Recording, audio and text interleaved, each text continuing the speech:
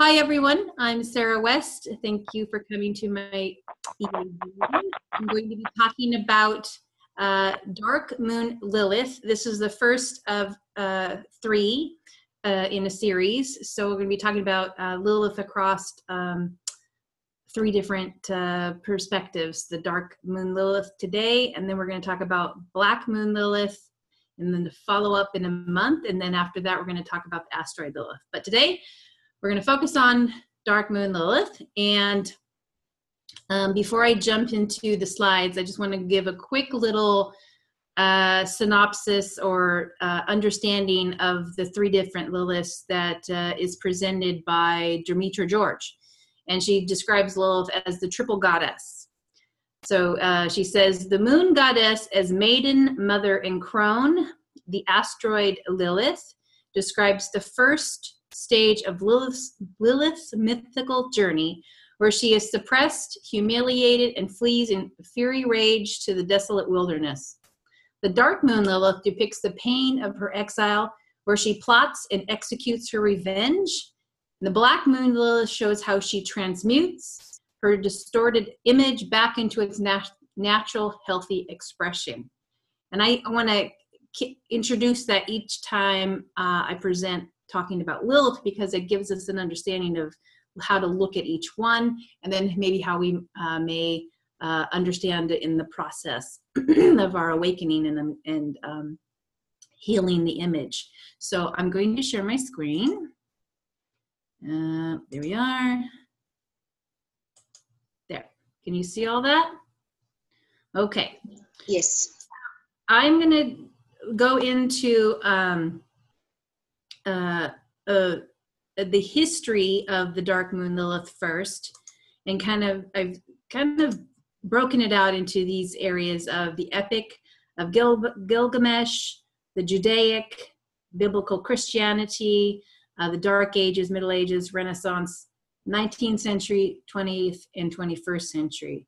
And I just kind of quickly bulleted it, but I'm going to actually go into some sharing out of Demetra George's book, The Mysteries of the Dark Moon, The Healing Power of the Dark Goddess, that she produced published in 1992. Because I think having this background on the foundation of the Lilith in this story, in this myth, helps us understand how we are experiencing Lilith today. So here we go. This is going to be about 13 minutes, so just bear with me here. So in her book, she says, the earliest reference to Lilith are found in the Epic of Gilgamesh, and the story of how Lilith was cast out of the Sumerian cosmology was told in that epic tale of Gilgamesh and the Netherworld.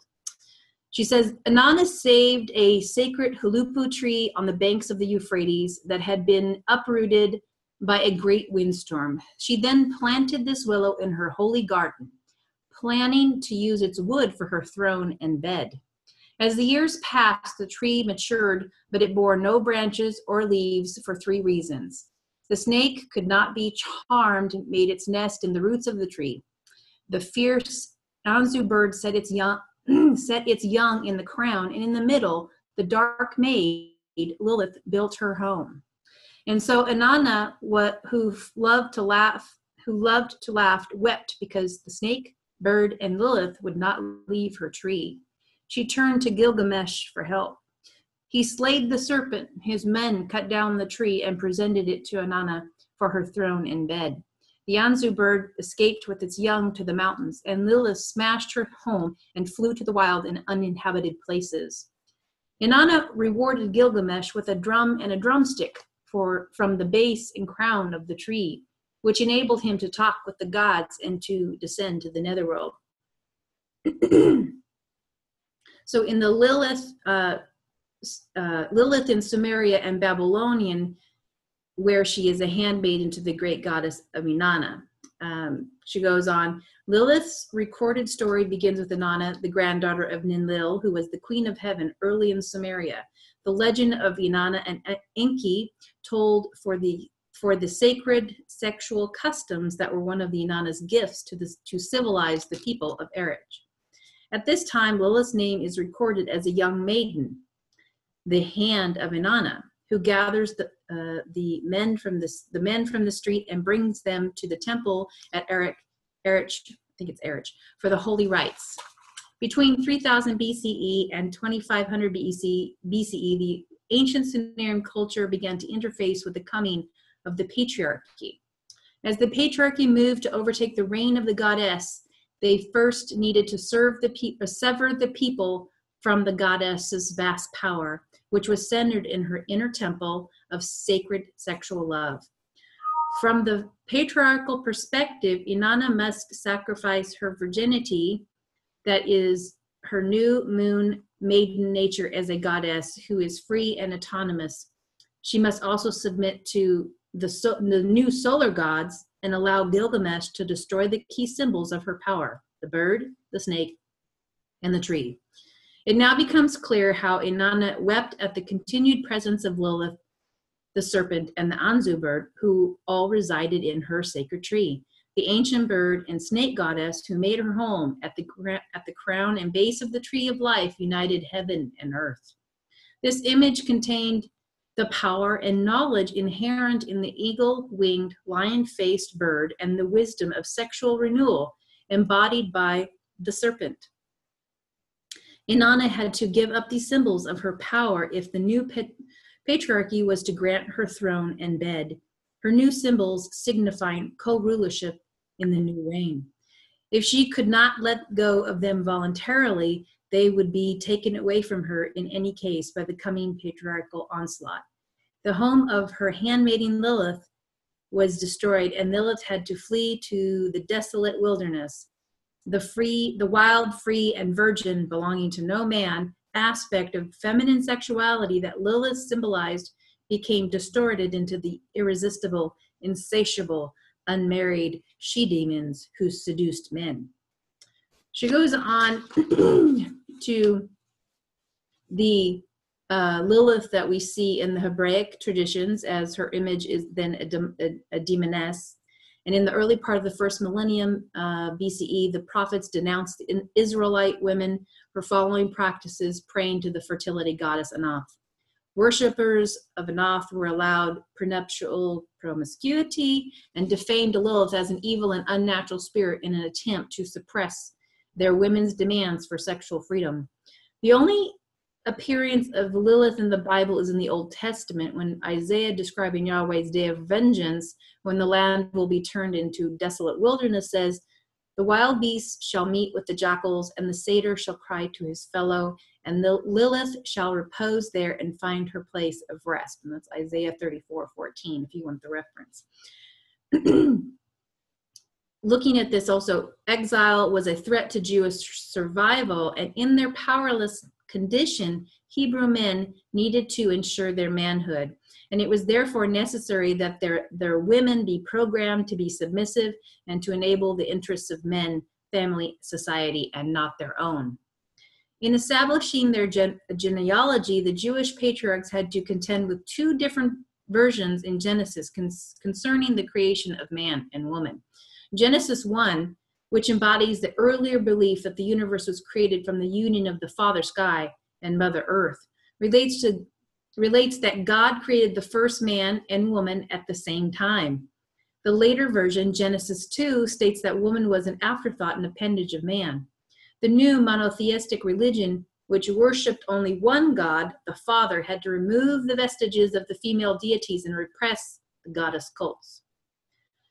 Lilith is that part of the great goddess that has been rejected and cast out in post-biblical times. Female worship went underground and survived only in the distorted projections of men's worst fears concerning their manhood and potency. This then is the background for the development of Lilith's next phase as the first wife of Adam, before he mated with Eve. Lilith left him and then became transformed into an evil seductress, a mother of demons and a killer of children in the Hebrew mythology. The story was developed in the Babylonian Talmud, the Zohar, and the alphabet of Ben-Zerah, all of which were written or compiled outside of Eretz Israel, presumably after 70 CE, although they draw upon earlier oral and written tales. Lilith did not return to her husband. She chose a lifetime of exile in a desert cave on the shores of the Red Sea rather than one of subjugation and domination to Adam's will. Lilith went through a great period of grief. Not only had she voluntarily removed herself as the feminine aspect of wisdom from the process of a new creation of the world, but daily 100 of her children were dying for her defiance. After her mourning was done, she made love with the water elementals, and many things arose from this union, namely the sea of the unconscious, from which the feminine aspect of our wisdom arises from the depths of our psyche. Then moving on into the Dark and Middle Ages, legends tell that it was Lilith crowned and winged with a serpent's tail entwined around the tree of knowledge, reminiscent of the ancient bird and snake goddess who persuaded Eve to offer the forbidden apple to Adam and initiate him into the sexual mysteries of the coiled Kundalini serpent. As a personification of the destructive life force, Lilith was a threat to a pregnant woman, causing miscarriage and birth complications. And as it moved into the 19th century, or in the Renaissance, there was a lot of the imagery in the paintings and so forth. But in the 19th century, Lilith achieved considerable vogue when the artistic mind was obsessed with the figure of the femme fatale. R.F. McGillis writes that to the Romantic writers, Lilith represents a source of evil, a siren who destroys those who fall under her spell. So we have the asteroid named Lilith, the controversial Dark Moon Lilith, which is kind of like a cloud as it's described, and a black moon Lilith, which is defined as an empty focal point in the moon's orbit around the Earth. And we'll go into each of those as we explore them. So going back once again on the areas that Dimitri George covered, the Dark Moon Lilith depicts the pain of her exile where she plots and executes her revenge. So that gives us kind of the background of the archetype in the mythology. So I want to kind of bring it forward to 21st century, where we're at now. So some of our contemporary interpretations of Dark Moon Lilith, these are the resources that I have found, the subject material. It's not extensive at this point. I think it's something that we are still new to understanding for its depths. Of course, Dimitri George's work around the Dark Moon Goddess and Astrology, the mysteries of the Dark Moon, the healing power of the Dark Goddess, which most of the content that I just read came from. So I want to make sure I reference her. And then also where we're going into the interpreting Lilith, the material by Delphine Gloria Jay, which is this book, which is fantastic for that. Also online, Marina Macario, I think is her name, writes for the Dark Star Astrology blog, and she has made reference to the Dark Moon Lilith, as well as mysticmedusa.com. You can find a few articles on there. Tom Jacobs also writes about Lilith, Healing the Wild. He does have a section on Dark Moon Lilith, and he was hesitant to write about it because how theoretical it has been and so limited in the visibility of it and so forth. But he does spend some time on that and talks about the connection with the women's suffrage and feminism and those themes. And then also Kelly Hunter, Living the 4 Dimensions of the Cosmic Feminine. This is probably a fairly recent, as well as Tom's, for exploring Dark Moon Lilith in this as well. And there's a small little volume from Ivy Goldstein Jacobson, which is from the 1960s, has a little bit harder perspective on Dark Moon Lilith.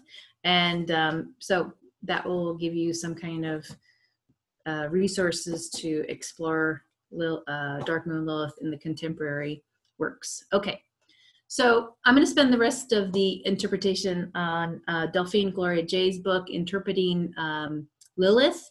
So first, she does a great overview and when it was cited and those kinds of things in the beginning of her book. She points out some of the key attributes to try to get get this ingrained of how it works and how it plays out. Basically, the first part is Dark Moon Lilith exaggerates, it magnifies, objectifies. There's a driving nature to it. It's challenging. It's instinctive reason in the individual, and where we can see the raw urges, and it's distinctly impersonal. The positive experience of Dark Moon Lilith shows detachment, independence, emotional maturity, sophistication, objectivity, depersonalization, career ambition, and intellectual or creative expression. In the negative, you'll see that it has a distortion. There's some denial, also unreasoning fear, repression, and naivete or childish expectations. So there's some foundation things to think about for Dark Moon Lilith. So I'm going to go through just a little through the signs. This again takes about 13 or so, 14 minutes. And then we will jump into some charts. Okay, so in Aries, Dark Moon Lilith, it shows up in the front runners in their work. There's an incredible energy, competitive power, and it expressed in the vocation. There's an overstated drive of the personal will in the person. In Aries, Lilith makes the personality so vigorous that the usual personality markers of the ascendant moon appear to stamp the nature more acutely than the sun position. So that's interesting. And professional athletics, pioneers, entrepreneurs, executive management, and politics allow the extroverted self healthy channels for the personal identity for the Dark Moon Lilith in Aries. In Taurus, Dark Moon Lilith underscores a deep value, need for beauty with quality and timelessness, with respect for prosperity, value, and harmony in whatever form. It exaggerates the security consciousness in the individual. Personal values on whatever level, material, moral, intellectual, or aesthetic, are magnified as to be kept in the shadows of their nature, lest a truly raw need within the self be exposed and then denied. Interior designers, architects, fine jewelers, theater, music, crafts, and any profession that supports the arts are the impersonal focus path for the Dark Moon Lilith in Taurus. Gemini, Dark Moon Lilith is exalted in Gemini. She does kind of go into exalted in fall perspective of Dark Moon Lilith. And its capacity to stay slightly above the reach of the emotional relationship so that the mental freedom to move in any direction is never totally hindered for Gemini.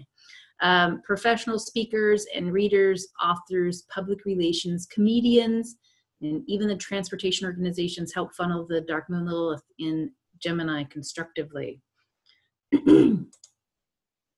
For Dark Moon Lilith in Cancer, it magnifies the natural emotional responsiveness. The vulnerability of Lilith in Cancer is a psychological thing. It needs to depersonalize. Uncanny talent for spotting trends, executive mobility, and tenacity that creates dependability and follow through. Wisdom in strengthening foundations or establishing them well. So nursing professionals, acting, the occult, and childcare are significant channels for the DML, for Dark Moon Lilith in Cancer. Leo. Its exaggerated individualism often shows up in taking on leadership or management in the chosen field. They attract followers or projects they need. Self-interest dominates the character. There's an over-dramatization about not being appreciated is explained away under the guise of some immediate problem or that brought it up to a head. So the dramatic arts, management, coaches, politicians, entertainment or teaching professions channel the Dark Moon Lilith objectively. Virgo, Dark Moon Lilith is an amplification of anxiety concerning detail due to the abstract qualities of the mind. Therapeutic relaxation can be found in hobbies that are intricate in nature. The exaggerated perfectionism is more apt to be negative in the subjective, personal areas of life. Because the emotional considerations distract and, in this case, negate their concentration, astrology, editing, and financials are the vocation for Dark Moon Lilith here. And then here we go. Libra, there's a need to equalize inequities, is like a compulsion for the Dark Moon Lilith there. They have a magnified urge to resolve problems in order to bring about balance. It manifests in unrestrained questioning. In the life work, there's an ability to overcome an opponent by bringing forward their imbalances, which weakens their adversary's confidence. Think of Muhammad Ali on that one. Often we'll find Dark Moon Lilith Libra in the arts, writers, teachers, public entertainments, and social functions. In Scorpio, Dark Moon Lilith, there's a deep emphasis on pride, ambition, and challenge, and also a deep hunger for control that is in the early life undetectable. Until a creative outlet is found in the vocation that is challenging enough to release the powerful super perfectionist drives. Strengths in athletics, metaphysical, forensics, and psychology focused careers are good channels for Dark Moon Lilith in Scorpio. Under Sagittarius, Dark Moon Lilith overstates the extroverted tendencies and feels a fierce independence that is guarded so as not to limit the freedom. An unconscious fear of dependence is the factor of the instability, relationships, or health. However, as a counterbalance, a great stability in social, universal, or area of larger interests and career. Career may take them to a foreign land, disseminating knowledge or writing and publishing books, or perhaps promoters, broadcasters, philosophers, or even the clergy are channels for Dark Moon Lilith in Sagittarius. Okay. And then Capricorn, Dark Moon Lilith takes on an amplified sense of duty in the character here. The inner desire to govern is denied on the personal level, lest they risk a certain amount of nonconformity or expose a raw nerve that is either misunderstood or threatening on this more emotionally involved level. This social need to be an authority hidden under conformity in the everyday areas of life results from the habit of childhood days, when it was seen or felt as a distortion. In Aquarius, Dark Moon Lilith is exaggerated in Aquarius in the future orientation. Everything must serve a practical purpose towards the future. Does not tolerate situations that would make tomorrow's world but a distant, likely, unreachable goal. They believe in independence for its own sake, but at times find themselves carrying the burdens of another person, but in a different way. Associated with astrologers, inventors, and technical vocations. Pisces for Dark Moon Lilith is there's a well of etheric energy from which springs extraordinary imagination, the ability to work with intangibles, a mystical awareness, musical or other Neptunian drives, urges, or phobias. Here, Dark Moon Lilith is channeled through psychic or related fields or through work with the handicapped or those who discriminate against others or combined, and also in sound, lighting, videography, film, or photography. So Delphine goes into much greater detail. It spends about 3 or 4 pages each with an example or 2, plus a list of famous people in her book in the chapter for the signs. So you can get a lot more in depth by exploring her book for the signs, but she also goes into the houses. I'm not going to go into the houses at this time because I noted that they take a general understanding that we already have of the houses and how we interpret that. Okay. I also liked this offering that is on Planet Wave's website by Eric Francis. He breaks out Lilith in, he wrote an article on Lilith and he discusses the 3 different Liliths. But he kind of broke out like this nice little grid, which I think is great in discussing Lilith in fear, in repression, and reaction. And I put the link here so you could reference it and read the entire article as you like. But I thought it would be a nice, quick reference as you explore Dark Moon Lilith in your own chart, or in what sign Dark Moon Lilith is for you. If you wanted to look up your Dark Moon Lilith in astro.com, it is under the extended chart section, and you can find it by typing in H58 at the bottom to run that in your search. I will explain more of that in maybe another presentation, but just wanted to give you that there. So this is a wonderful reference that you can come back to.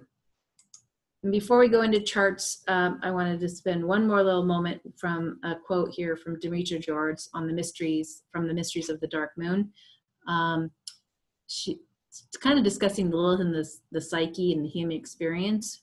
So she goes, rather than withering away in exile, the Lilith shadow grows and flourishes in the same way that she was prolific in breeding demonic offsprings on the shores of the Red Sea. When this aspect of Lilith's shadow is active in our lives, our psyche becomes overwhelmed with images of revenge and retaliation. When the shadow inevitably erupts and violently breaks through our boundaries of constraint, she unleashes the terror of her vengeance. So we have a couple ways of looking at Lilith, the Dark Moon Lilith here. We have the interpretations from Delphine Gloria Jay, who spent a lot of time delving in and providing understandings under each of the signs and the houses and aspects. But then there's also the perspective of the myth and how we bring it together and understand how we can use it in our kind of how we look at ourselves through our charts and our awareness of our archetype, in our personal experience, in our soul's evolution. We have an opportunity to peek into the deeper parts of the feminine shadow within us and our growth connected to our conscious development, our evolvement. It helps us gauge our clients if we are practicing astrologers and the work in progress that we are. Dark Moon Lilith kind of gives us a perspective of where it's exaggerated, and where as an adult we can be looking at is how far along on the maturity spectrum are they sitting in that moment that they sit with us. It helps us, provides us self-understanding for our own inner work and our opportunities for healing and growth through reflection. And I think that's important to understand as we explore this. Okay, so let me go into charts now. Are you there, August? I'm here. Okay, good. I can only see my slides, so I can't see video at the moment, so bear with me. So I wanted to first go into how I approached the Dark Moon Lilith, and then I'll offer you some questions, okay? Sure. So for August, he has Dark Moon Lilith in Sagittarius in the 6th house. And I wanted to look at exploring this by having like a recent transit of a personal planet that we, or any of the planets at first. In August's case, it was Saturn that recently has transited this point in Sagittarius to get some perspective. So we dove into looking at what, as Saturn has been hitting this degree recently, what was coming up for August. And so that's how we jumped into it. So I want to kind of give you a perspective of how we kind of looked at it. So first off, we can see that he has Dark Moon Lilith, 6th house. So the themes of the 6th house are going to be present. Work, health, those kinds of things, nutrition, so forth. But being that it's in Sagittarius, we're going to be working with themes around everything from religion to belief systems, truth, to, what else do I have in here? Philosophy, travel, foreign travel, all of that. So I looked in the ephemeris, and for August, we looked at the Saturn hitting this in about late of March 2016.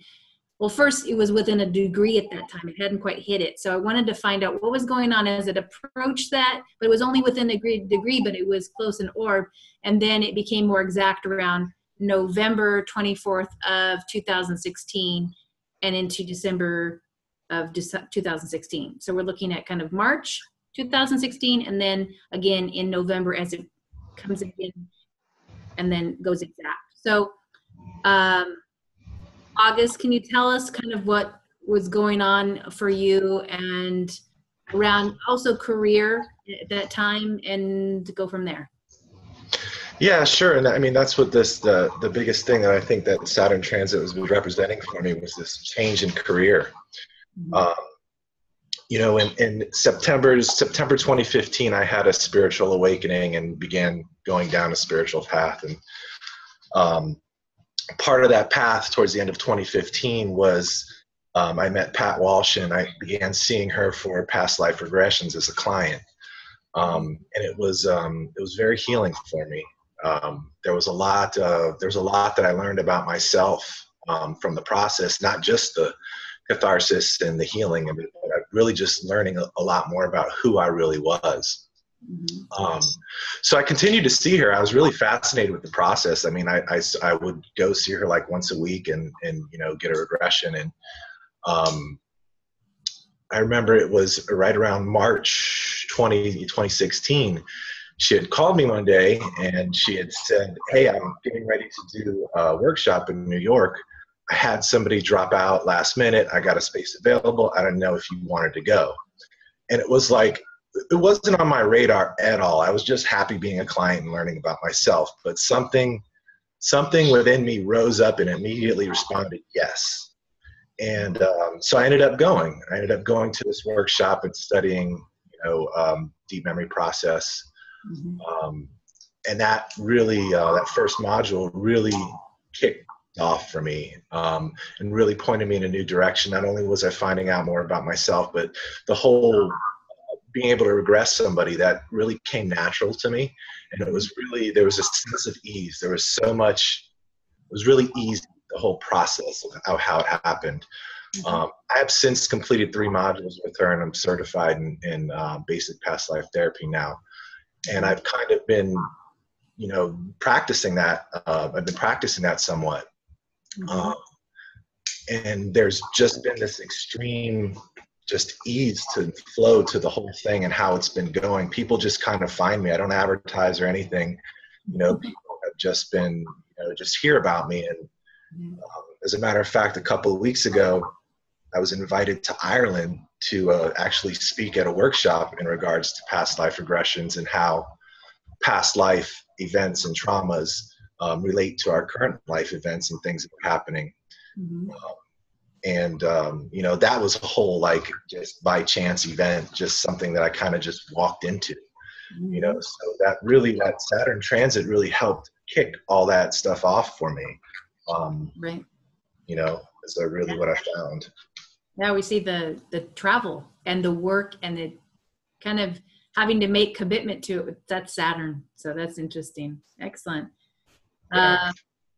Also, go into like what you share with me about December 2016, your experience. Well, yeah, and so in December 2016, I decided to go. You know, I've had, you know, experiences with spirit my entire life, so I decided that I was going to go and move into that further and you know, start studying. And so I ended up going to the Arthur Findlay College. It's a psychic school in England, mm-hmm. In December 2016.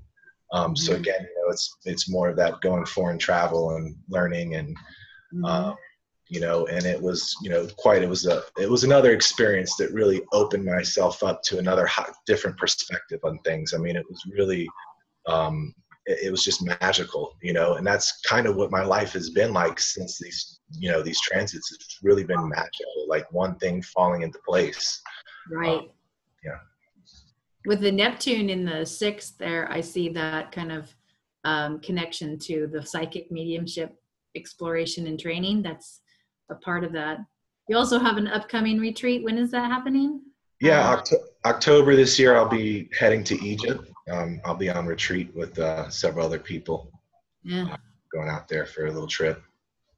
It's going quite well for you. So, a lot going on. Also, with the North Node in Leo, in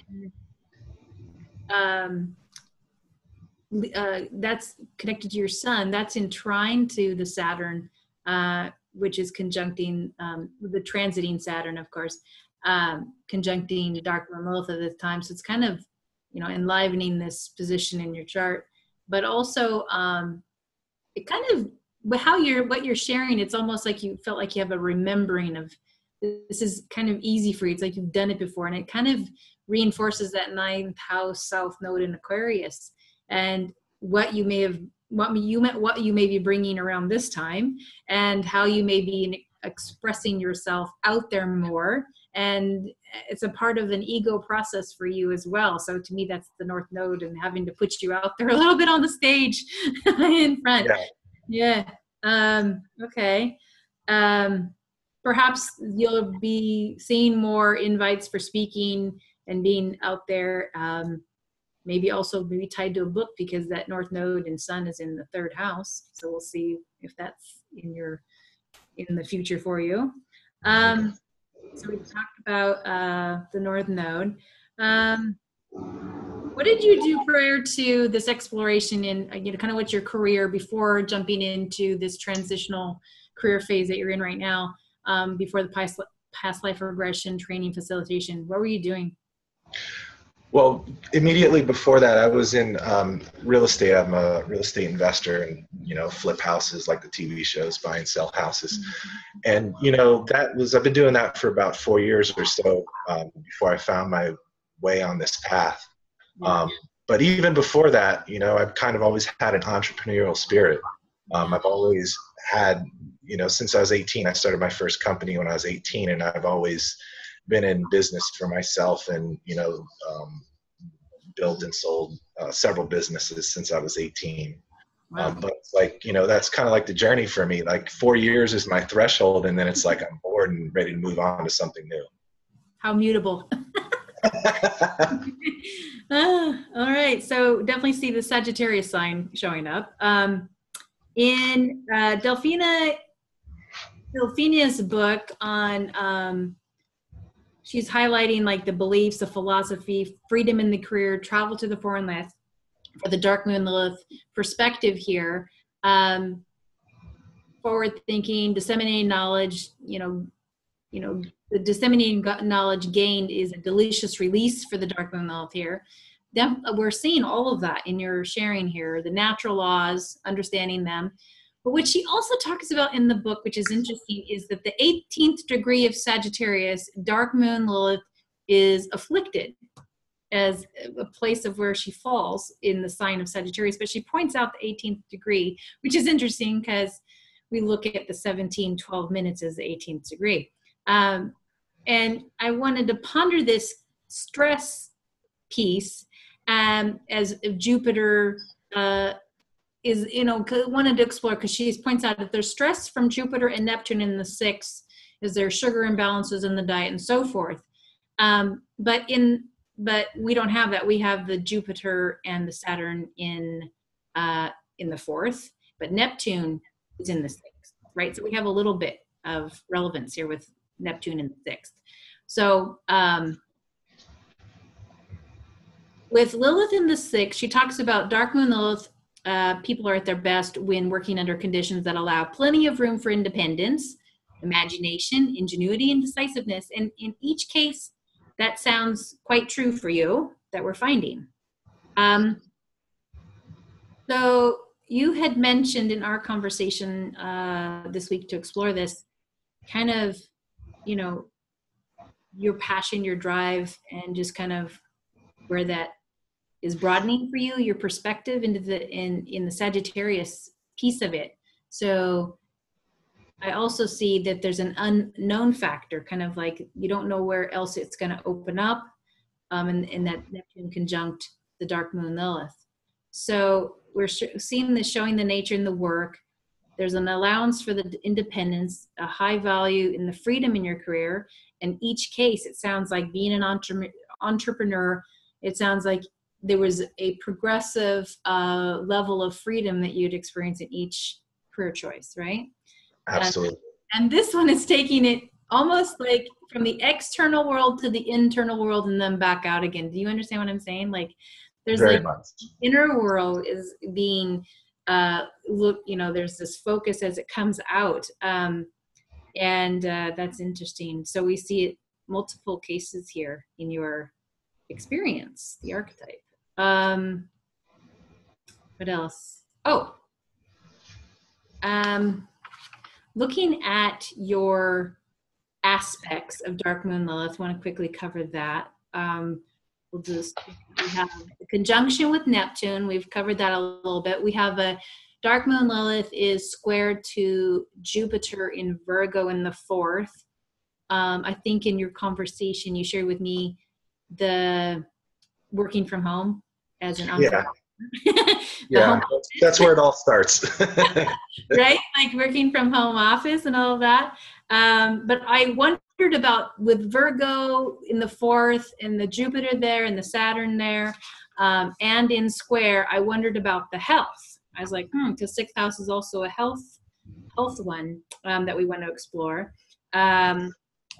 So tell me about like your experiences around these dates that we were talking about. You talked about a couple of different things that you've experienced. Some of them are related to the dates and some may be off the dates, but they are in part of your experience. You want to share some of your health things that you share with me? Yeah. Well, one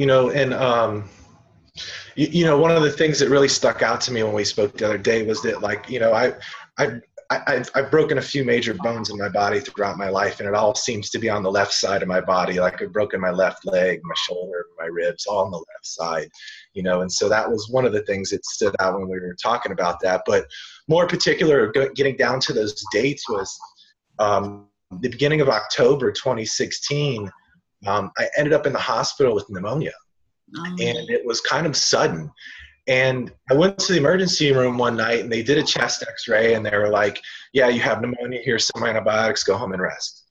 Well, it didn't get any better. I went to the hospital the next night. I'm like, look, I just feel worse. And so they ended up doing a full CT scan and they're like, wow, it's significant. You're not responding to the antibiotics. And they hospitalized me. I was in the hospital for 4 days. So that was like one of the bigger things. And then all around that time too, November, towards the end of November, I started seeing a functional medicine doctor and a nutritionist. And, I've always been healthy. I've never had health issues, but it was just like something in my body woke up and was like, you just need to pay closer attention. And it was like, I just started to eat better and eat healthier and, pay attention, and pay attention to the different vitamin levels that are in my body, hormone levels and stuff. And just really answer things from a health conscious perspective. Also joined the gym at that time, and so there was a lot of, health related things going on during that transit. Right. Well, I have to cut it short. I think we've covered most of the things I wanted to share. So we can spend some time on Amanda's chart. So thank you, August. I appreciate the time. So I'm going to jump over to Amanda. Hello, Amanda. Hello. Hi. So we talked about your interesting experience with Dark Moon Lilith. So we found that Dark Moon Lilith in your chart at 24 degrees Aries, 23 minutes, which is interesting because Amanda's Dark Moon Lilith is right on my ascendant, exact. So I thought that was interesting. And so we know that Uranus is in Aries right now, transiting that point. So I thought, well, let's explore Uranus and transit over this point. And so pulled up some dates, and the dates for Amanda's Uranus transiting her Dark Moon Lilith was April 12th of this year, and then also back last year, July, mid-July, July 12th, 13th in 2016. So in orb basically all of July in the 2016 summer. And then it'll be exact again in early January 2018. So what's been surfacing for you, Amanda? Well, when I went to go look at my journal for July of 2016, the thing that was really up July 12th and 13th was that I was having this profound realization that what I wanted more than anything in the world was family. And for me, that looks pretty unconventional. It's not necessarily like a partner and children, but it was a desire that I'd been kind of repressing in favor of pursuing career goals. And figuring out that I really wanted family felt super vulnerable for me because it felt like something that I had told myself I couldn't have. And so it came up that week, and I had a talk with a partner about it, and it was pretty tender and powerful. Yeah, it would be with that fire. But also your natal Uranus sitting in Scorpio. This is definitely emphasizing that. Not only is it transiting in conjunction to the Dark Moon Lilith, but it's then highlighting the natal position of your Uranus as well. And super deep in the desire for the intimacy there with the Scorpio. Right. We also have Dark Moon Lilith conjunct Ceres right there in the 9th house. And I was curious about a little bit about the mother story in this. Can you share briefly some awareness around that you know? Well, we hadn't talked about that too much, but as I was reflecting today about it, I realized that right around that same time, July 12th or 13th, I was going through some kind of emotional jag, and I just felt really alone, and I felt like I didn't have anyone. And rather than like reaching out for people, I decided to just kind of like follow it down the rabbit hole and see where the deep emotion would take me. And what came out was a really strong longing for my mom, which I had never really, I haven't really had a lot in my life. Right. And I wasn't able to reach out for her because she was going through, she had surgery or something like that. So unavailable. There's a lot of grief there. Yeah. Okay. Understand. And that maybe is also the impulse as it's coming up for you to look at, right, at the same time. Okay. Since Uranus is a transpersonal planet, I also wanted to explore kind of what, this looked like, Dark Moon Lilith with a personal planet. So we looked in the ephemeris again, found that Jupiter was in Cancer, transiting back in June 21st, 2014. Specifically, that would be a pure square to an exact square to the Dark Moon Lilith. And that would be from the 11th house to the 9th. What was happening around that time? So I was just getting over a case of really horrendous food poisoning, and I was going into my 4th and final module of deep memory process training, which had the most significant regressions that I had done to date in them. Wow. So that was a process that was a training I'd started 2 years before and was kind of culminating there. Right. And stressful situation with the horrible food poisoning. Yes. The stomach, which is Cancer, right? Yes. Right? Wow. Okay. Also, go back a little bit further to November 2013. Tell us about that time, because I think this is a part of that mix. Yeah. So November 2013, which I can't remember what the transit was there, but I started having images arise and sometimes in regression work, you'll have like memory, or you'll have the images come up before the trainings. And in November of that year, I was having images of this woman who was stuck in a pit, dying in a pit.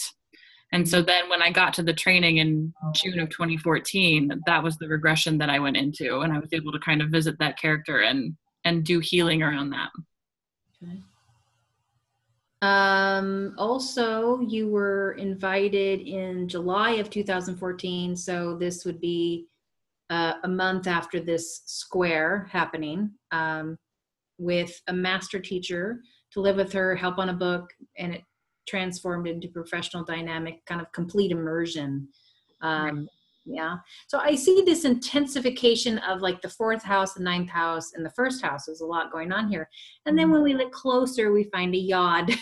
So if anyone, we understand the yod is the point between there's an apex of the yod, and it's two inconjuncts, so two planets sitting at 60 degrees apart, sextile, and they're forming to a point of an inconjunct to another planet.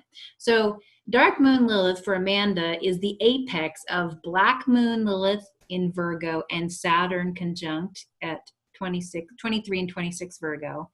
And then on the other part of that sextile is Uranus in Scorpio at 25, and then up to Dark Moon Lilith at 24 degrees conjunct Ceres. Now Ceres is 5 degrees away, so I don't know how tight that needs to be, but definitely Dark Moon Lilith is right strong here in this yod.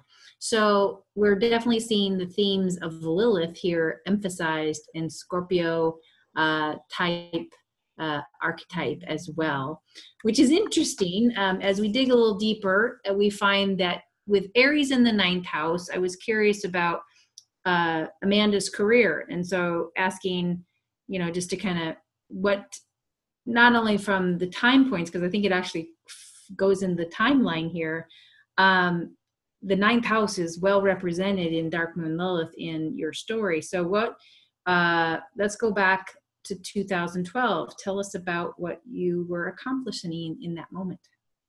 Yeah, so in June of 2012, I was graduating from a master's program where I did a focus on depth psychology and wrote a thesis called Astrological Ritual and the Apocalyptic Imagination.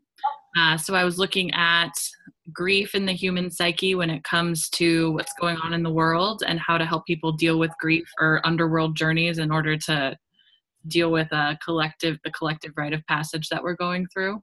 Mm-hmm.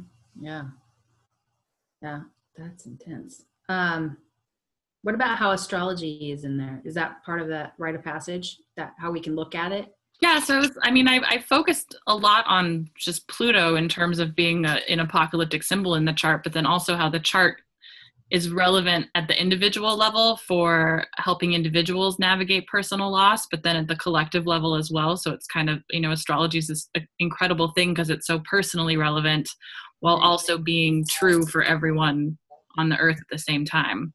All right, and you just invited me to walk us to the next aspect, which is Pluto opposite Dark Moon Lilith. So there's a strong tension there in your natal chart. So your master's degree is highlighting the Dark Moon Lilith, but it's also interesting to see the yod, see the yod aspect, the inconjunct of Uranus, natal Uranus to your Dark Moon Lilith, plus the Black Moon Lilith and Saturn together as this value system, this around the work that you're doing, the writing that you did for your master's thesis, and you actually had to do it in a symposium fashion as well. And then also how we see how Dark Moon Lilith is behaving in how it's expressed through you as an archetype. And it's something that is strong because you have a fire trine going on in your creativity, and it's coming out through this as well. We have North Node at 29 degrees Leo, 24 degrees for the Black Moon or Dark Moon Lilith, and then we have Neptune in the 5th in Sagittarius. So we have this grand trine and fire as well as a supporting mechanism for expression and outwardly express these archetypes, in the world, which is absolutely needed at this time. So I see with Aries as a part of this mix with Dark Moon Lilith, there would be a strong focus on being first, or there's maybe an exaggerated drive and an inner focus. Definitely I'm hearing that in your experiences. How does this show up for you? I don't relate so much to the competitiveness, but I think how it shows up for me is that I have very much forged my own path. Like I was the only person in my program in grad school, so I got to choose exactly what I wanted to do, the classes that I wanted to take, and kind of create the curriculum with my teachers.